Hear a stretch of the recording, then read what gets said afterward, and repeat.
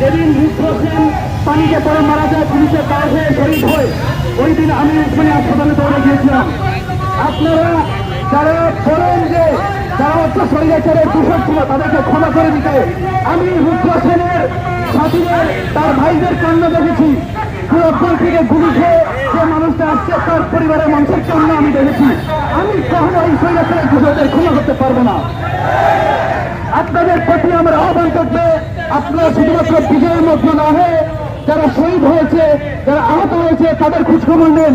অনেকের রিহ্যাবিলিটেশন দরকার, তাদের পা নাই পঙ্গু, অনেকের পায়খানার রাস্তা পেট দিয়ে, অনেকে কখনো হাঁটতে পারবে না, অনেকে আমার নিজের মেডিকেলের 61তম ব্যাচের আমার ছোট ভাই মাহমুদ, সে পেটে ছুটে গুলি খেয়েছে, তার পুরো চোখ নষ্ট হয়ে গেছে, সে আর কখনো এই চোখ দিয়ে দেখতে পারবে না, সে ওই চোখ দিয়ে ডাক্তারি করতে পারবে না। আমি আহ্বান জানাই আমরা যেন তাদের কথা ভুলে না যাই, এবং আজকের শহীদ মার্চে সবাইকে উপস্থিত হওয়ার জন্য সবাইকে অনেক অনেক ধন্যবাদ জানাই। ধন্যবাদ জানাচ্ছি।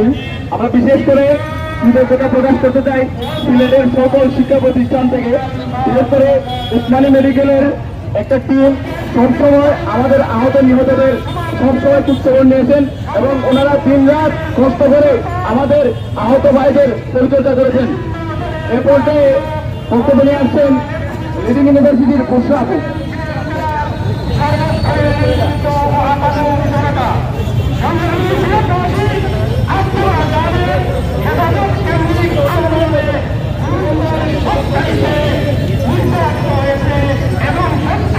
সংগ্রামী সিলেটবাসী, আজকে আমরা এখানে সমবেত হয়েছি 5ই আগস্ট আমাদের দেশে ঘটে যাওয়া যে গণ অভ্যুত্থান সেটার 1 মাসের পূর্তিতে।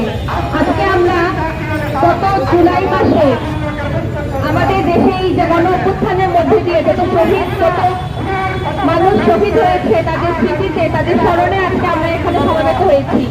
বন্ধুগণ, আপনারা জানেন যে গত এই মাসে জুলাই মাসে কি পরিমাণ সাহসিকতার সাথে বাংলাদেশের ছাত্র জনতা, শ্রমিক, রিক্সা শ্রমিক, সিএনজি চালক সমস্ত মানুষ যে কিভাবে এই গণ অভ্যুত্থানকে সম্ভব করে দিয়েছে।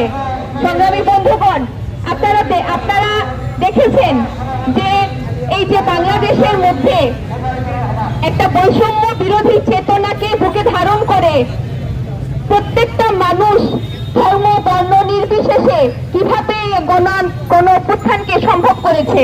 সংগ্রামী বন্ধুগণ, আজকে 5ই আগস্টের পরে আমরা দেখছি যে কিভাবে একটা অসাম্প্রদায়িক চেতনাকে যখন যে মানুষজন ধারণ করেছিল, আজকে আমাদের দেশে কিভাবে একজন মানুষ ধর্মে ধর্মে বিভেদ ছড়িয়ে দিতে যাচ্ছে। আমাদের দেশে এই যে আমরা যে বৈষম্যের বিরোধিতার জন্য আমরা যেখানে দাঁড়িয়েছিলাম, আজকে আবারও সেই বৈষম্যের বিরোধিতা যে চেতনা, সেই চেতনাকে সাম্প্রদায়িক চেতনার দিকে কিন্তু কনভার্ট করা দিয়ে দেওয়া হচ্ছে। আমরা সবাইকে আহ্বানটা জানাতে চাই, আজকের দিনে যদি শহীদ আবু সাঈদ সহ যত শহীদ আছেন, আমরা পত্রিকায় দেখেছি প্রায় 500-র মতো মানুষ শহীদ হয়েছে। আমরা কিন্তু এখনো এই শহীদদের কতজন মানুষের প্রাণ গিয়েছে আমরা কিন্তু সেটা জানি না।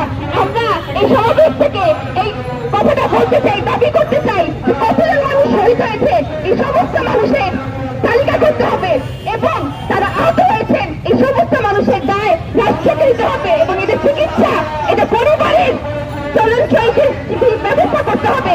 এবং আজকে এই সমাবেশে আমরা দাঁড়িয়েছি তাদেরকে স্মরণ করার জন্য। প্রকৃতভাবে আমরা যদি সামনের দিনে বাংলাদেশ কেমন হবে সেই বাংলাদেশ গড়ে তোলার জন্য যদি বৈষম্যহীন একটা সমাজ গড়ে তুলতে চাই, তাহলে প্রত্যেকেই সেই যে চেতনা, সেই চেতনা কি ছিল সেই দিন সেই ছেলেরা যে আবু সাঈদ, এই যে মুখ্যমন্ত্রী আবু সাঈদের প্রতি মৃত্যুতে আপনারা দেখেছিলেন কিভাবে একটা বীরত্বের মৃত্যু উনি